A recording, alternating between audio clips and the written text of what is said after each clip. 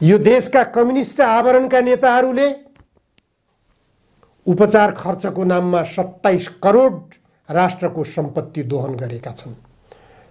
अन्तिम अवस्थामा अस्ति भर्खरै सबैभन्दा शालीन निष्कलङ्कित जस्ता देखिने अहिले नेकपा एकीकृत समाजवादीका नेता झलनाथ खनालले 81 लाख रुपियाँ खर्च गर्नुभयो उपचार खर्च। यो खालको खर्चले नेताहरूको लोकप्रियता बढ्छ? जनताले चाहेको जस्तो सुशासन दिन सकिन्छ? नेताहरूले यसरी खर्च गरिरहँदा जनताको अवस्था के छ त्यसतर्फ पनि ध्यान पुर्याउनु पर्ने हुन्छ। सर्वोच्च अदालतमा बम पड्काउनु पर्यो, के गर्नु पर्यो? सत्तासीन गठबन्धनका नेताहरूले सोच्नु पर्यो। भारतबाट एउटा बाबा आउँछ, त्यो बाबाले बोलाएपछि डाँडामा उपस्थित हुन तपाईहरू लावा लस्कर भएर पुग्नुहुन्छ। के हो राजनीतिक पात्रहरूको, यो देशको सरकारको चरित्र के हो? यो देशका सरकार सञ्चालन गरिरहेका राजनीतिक दलका नेताहरूको चरित्र के हो? यसैलाई भनिन्छ सुशासन। सबैभन्दा ठुलो प्रतिगमनकारी तपाईं प्रचण्डहरू हो, जसले देशमा सुशासन दिन सक्नु भएको छैन, सुशासनमा अवरोध गरिराख्नु भएको छ, विदेशी शक्तिको दलाल बनिराख्नु भएको छ, विदेशी शक्तिको कब्जामा देशलाई पुर्याउन खोजिरहनु भएको छ। यो प्रतिगमनको सबैभन्दा तुच्छ कदम। प्रचण्डको दृष्टिकोण कहाँ पुगिरहेको छ? भारतका अर्बपति व्यापारी यहाँ क्रान्तिकारी जोगी हुन्छन्। नेपालका अर्बपति व्यापारी मनोनीत भएर समानुपातिकको कोटामा सांसद बनाइन्छन्, अपहरणकारी मन्त्री बन्छन्। अनि यो व्यवस्था लोकप्रिय व्यवस्था, लोकतन्त्र, लोकतान्त्रिक व्यवस्था कस्तो खालको लोकतन्त्र हो यो? कमरेड प्रचण्डहरूले आत्मसमीक्षा गर्नुस्, तपाईहरूको गन्तव्य कता हो?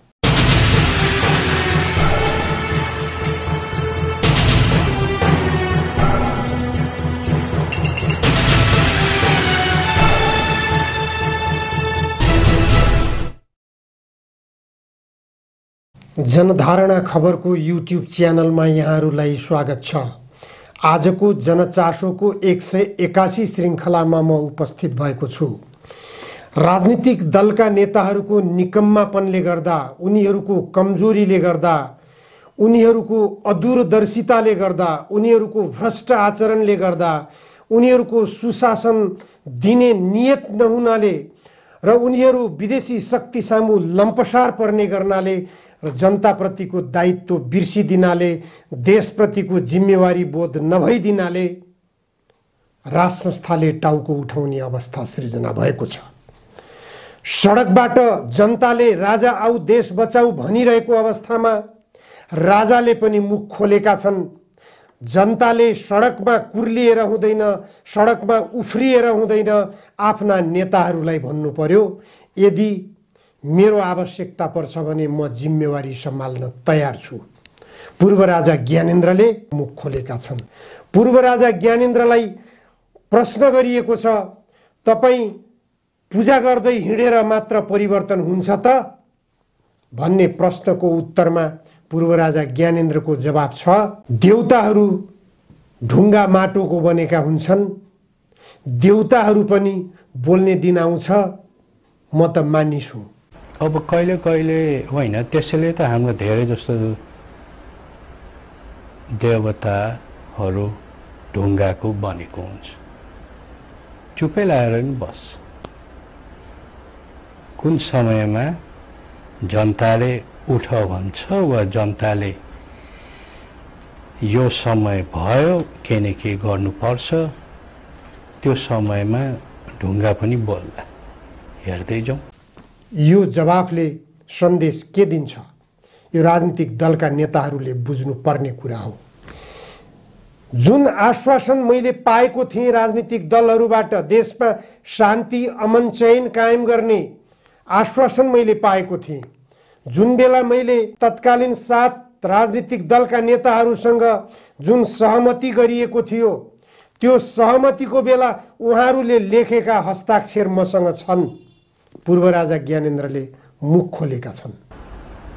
त्यो समयमा धेरै पटक तत्कालीन 7 दल सँग लिखित आदान प्रदानको शब्द शब्दमा केलाइकन पनि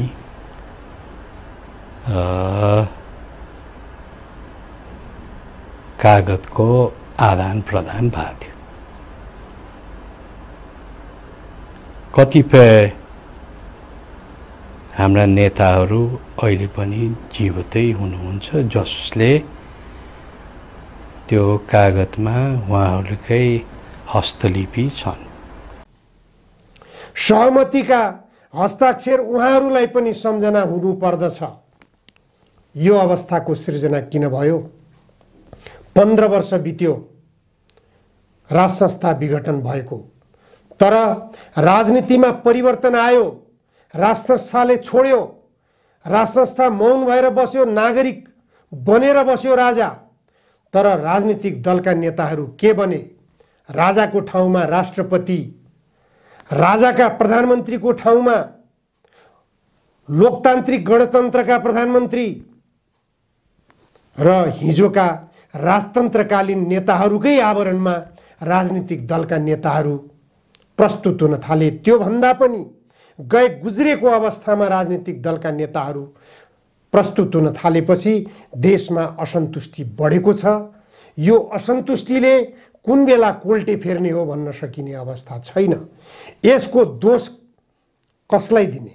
जनतालाई, पूर्व राजालाई, विदेशी शक्तिहरूलाई कि राजनीतिक दलका नेताहरू जसले जिम्मेवारी सम्हाल्ने मौका पाएका छन् यो 15 वर्षको दौरानमा उनीहरूलाई? तत्कालीन प्रधानमन्त्री केपी शर्मा ओलीले उपचार खर्च मात्रै 27 करोड बुझेको सार्वजनिक भइसक्यो। कहाँ जान्छ यो रकम? के को उपचार हो? एउटा किडनी ट्रान्सप्लान्ट गर्न 27 करोड रुपैयाँ लाग्छ। कम्युनिस्ट आवरणका नेताहरू, चीनका अध्यक्ष माओ त्से-तुङले भन्नुभएको थियो जनताको सम्पत्ति 1 पैसा पनि दुरुपयोग नगर। जनताको सम्पत्ति भनेको राष्ट्रको सम्पत्ति हो। जनताले कर तिरेको सम्पत्ति हो। त्यो सम्पत्ति दुरुपयोग गर्ने, हिनामिना गर्ने कम्युनिस्ट हुन सक्दैन।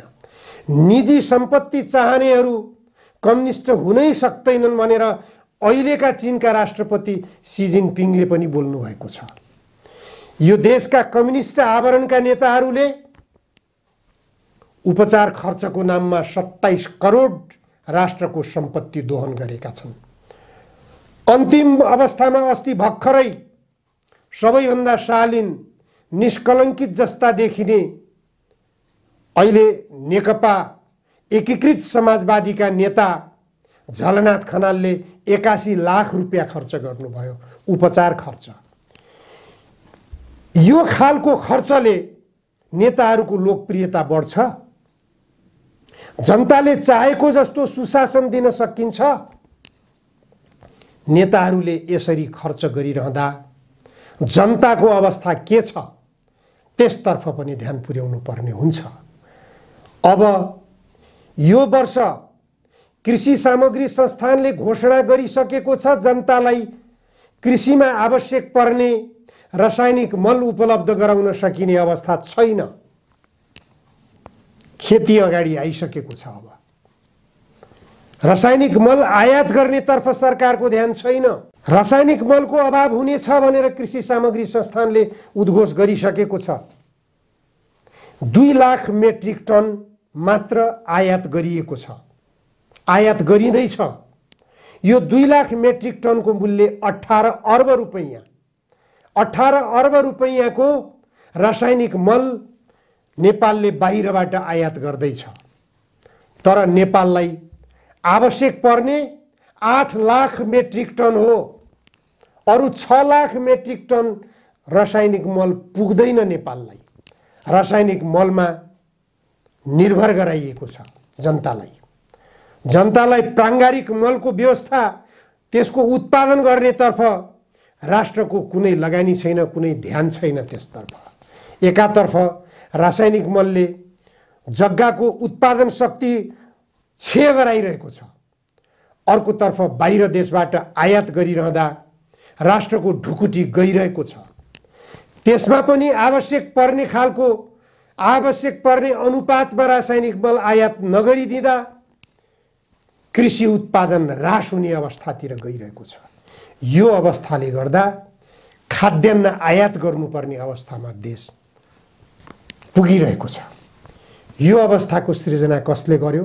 पूर्व राजा ज्ञानेन्द्रले कि नेपाली जनताले, भारतले, अमेरिकाले, चीनले, अथवा नेपालका निकम्मा नेताहरू जो सत्तामा पुगेर रजाई गरेका छन्, देशलाई दोहन गरिरहेका छन्, लुटिरहेका छन्, भ्रष्टाचार गरिरहेका छन्, उनीहरूले? गम्भीरतापूर्वक नेताहरूले आत्मसमीक्षा गर्नुस्। यो गल्ती कसको? यो कमजोरी कसको? कहाँनिर गल्ती भयो? किन हामीले जनतालाई आश्वासन बाँडे अनुरूपको परिणाम दिन सकेनौँ? पूर्व राजा ज्ञानेन्द्रले मुख खोलेका छन्। उनकै शब्दमा 7 दलसँग लिखित आदान प्रदान भएको थियो। शब्द शब्द केलाएर लिखित आदान प्रदान भएको हो। नेताहरूका हस्तलिखित छन्। मैले त्यसैमा सहमति गरेँ।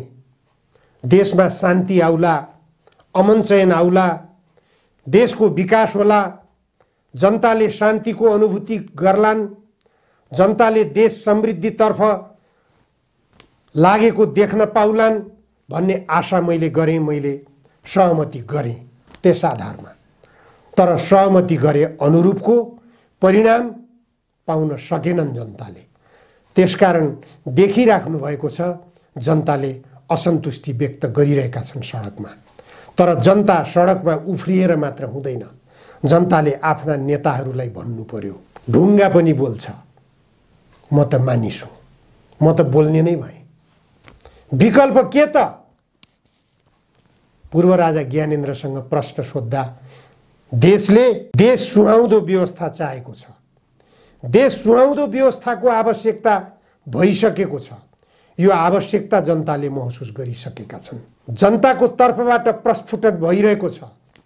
वैकल्पिक शक्ति राज संस्था पनि त रहेछ भन्ने कुरा अब सबैले बुझ्ने बेला आएन र? पूर्व राजा ज्ञानेन्द्रको प्रश्न हो यो। आयो कि आएन? राजनीतिक दलका नेताहरूले, अझ गम्भीर बनेर अहिलेका गठबन्धन दलका नेताहरूले, प्रधानमन्त्री शेरबहादुर देउवाले, प्रचण्डले, बाबुराम, माधव नेपाल, झलनाथ खनाल, यी सबैले गम्भीर भएर सोच्नु पर्यो। सोच्नुपर्ने अवस्था आयो कि आएन? जनताले के चाहेका छन्? देशले के चाहेको छ? तपाईहरू एमसीसी सम्झौतामा लम्पसार बन्नुहुन्छ। देशलाई उपनिवेश बनाउने बाटोमा जान खोज्नुहुन्छ। जनताको चाहना के छ भन्नेतर्फ तपाईहरूको ध्यान छैन। सर्वोच्च अदालतको आन्दोलन कहाँ पुगिरहेको छ? के अवस्था हो यो? जनताले न्याय पाउने न्यायपालिकाको यो अस्तव्यस्तता, यसलाई सुधार्ने कसले? पूर्व राजा ज्ञानेन्द्र सक्रिय भएर आउनु पर्यो कि तपाईहरूले गर्ने हो? कि जनताले सर्वोच्च अदालतमा बम पड्काउनु पर्यो? के गर्नु पर्यो? सत्तासीन गठबन्धनका नेताहरूले सोच्नु पर्यो। भारतबाट एउटा बाबा आउँछ, त्यो बाबाले बोलाएपछि डाँडामा उपस्थित हुन तपाईहरू लावा लस्कर भएर पुग्नुहुन्छ। के हो राजनीतिक पात्रहरूको? यो देशको सरकारको चरित्र के हो? यो देशका सरकार सञ्चालन गरिरहेका राजनीतिक दलका नेताहरूको चरित्र के हो? यसैलाई भनिन्छ सुशासन। एउटा जोगीका पछि लम्पसार पर्नुलाई सुशासन भनिन्छ। जनताले त्यही चाहेका छन्। जनताको आवश्यकता त्यही हो। जोगीलाई क्रान्तिकारी भनिन्छ। क्रान्तिकारी परिवर्तन ल्याउन थालेछन् जोगीले। के हो क्रान्तिकारी भनेको? 10 वर्षसम्म जनयुद्ध गरेर 17,000 नेपाली जनताको रगत बगाएको व्यक्तिले एउटा जोगीमा आज क्रान्तिकारिता देख्छ भने त्यो जति निकम्मा राजनीतिक दृष्टिकोणहरू केही हुन्छ? त्योभन्दा भिकारी राजनीतिक अवस्था के हुन्छ? त्योभन्दा दलालीहरू के हुन्छ? त्योभन्दा विदेशीको दलाली अरू के? प्रचण्डसँग नेपाली जनताले सोध्ने प्रश्न हो यो।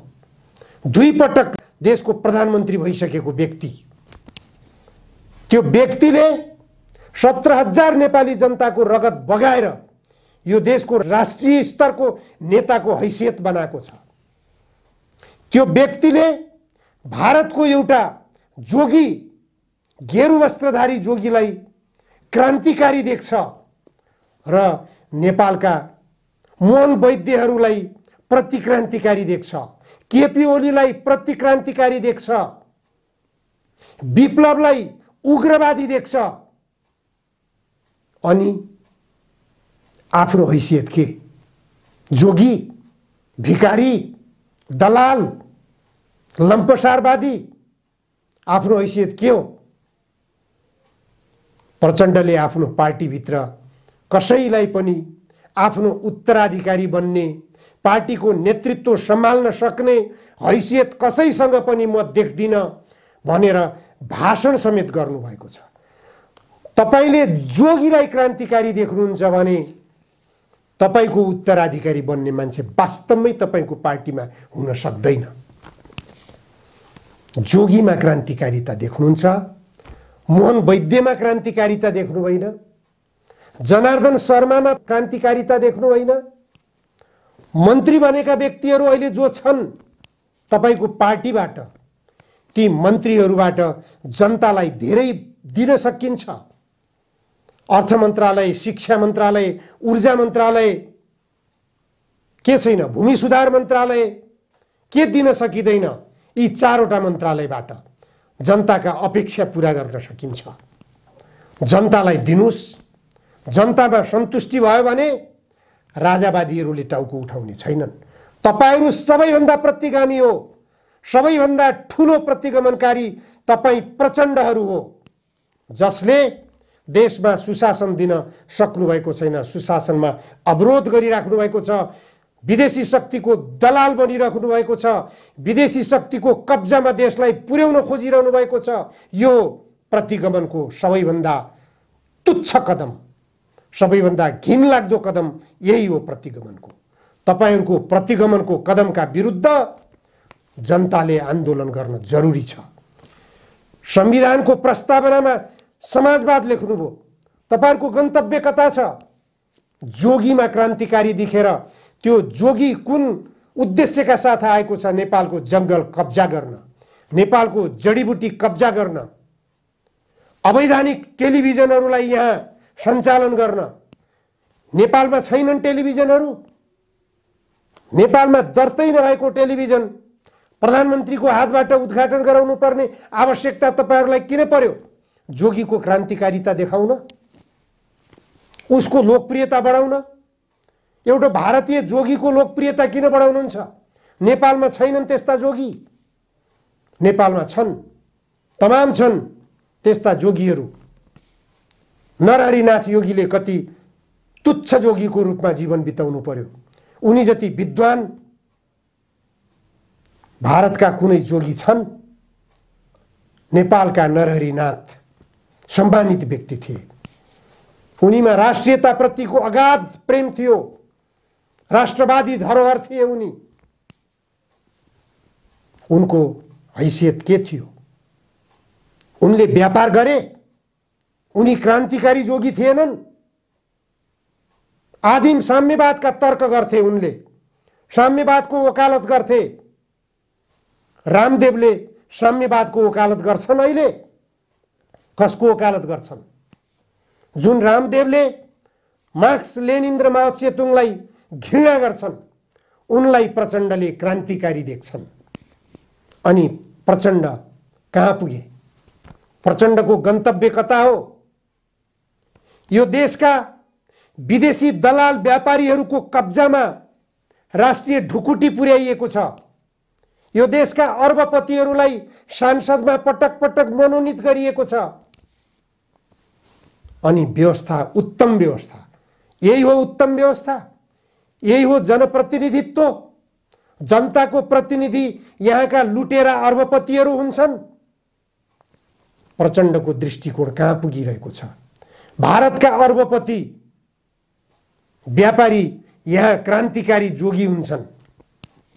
नेपालका अर्बपति व्यापारी मनोनित भएर समानुपातिकको कोटामा सांसद बनाइन्छन्, अपहरणकारी मन्त्री बन्छन्। अनि यो व्यवस्था लोकप्रिय व्यवस्था, लोकतन्त्र, लोकतान्त्रिक व्यवस्था कस्तो खालको लोकतन्त्र हो यो? कमरेड प्रचण्डहरूले आत्मसमीक्षा गर्नुस्, तपाईहरूको गन्तव्य कता हो? यो गन्तव्य समाजवादको गन्तव्य होइन। समाजवादको गन्तव्यको निम्ति देशको अर्थतन्त्र राष्ट्रिय पुँजीपतिहरूको हातमा हुन्छ। गनेर देखाउनुस् त राष्ट्रिय पुँजीपतिहरू देशमा को छन्, कति छन्? राष्ट्रिय पुँजीपतिहरूले एमसीसी सम्झौता छिट्टै लागू गर भनेर वक्तव्यबाजी गर्छन्। यी दलाल व्यापारी हुन् कि होइनन्? यी दलाल उद्योगपति हुन् कि होइनन् जसले एमसीसी सम्झौतालाई अविलम्ब लागू गर भनेर वक्तव्यबाजी गरिरहेका छन्? यिनीहरूसँग हिसाब किताब गर्ने दिन पनि आउनेछ। नेपाली जनताले अवश्य हिसाब किताब गर्नेछन्। राजनीतिक दलका नेताहरूले उचित समयमा उचित निर्णय लिएर देशलाई संविधान सम्मत ढङ्गले समाजवाद गन्तव्यतर्फ लैजान, समाजवादका आधारभूत मान्यताहरूलाई कार्यान्वयन गर्नतर्फ ध्यान नदिने हो भने देश चरम सङ्कटमा गइरहेको छ। यो सङ्कटको निकास खोज्छ नेपाली जनताले। हस्, आजलाई यति मात्र। धन्यवाद।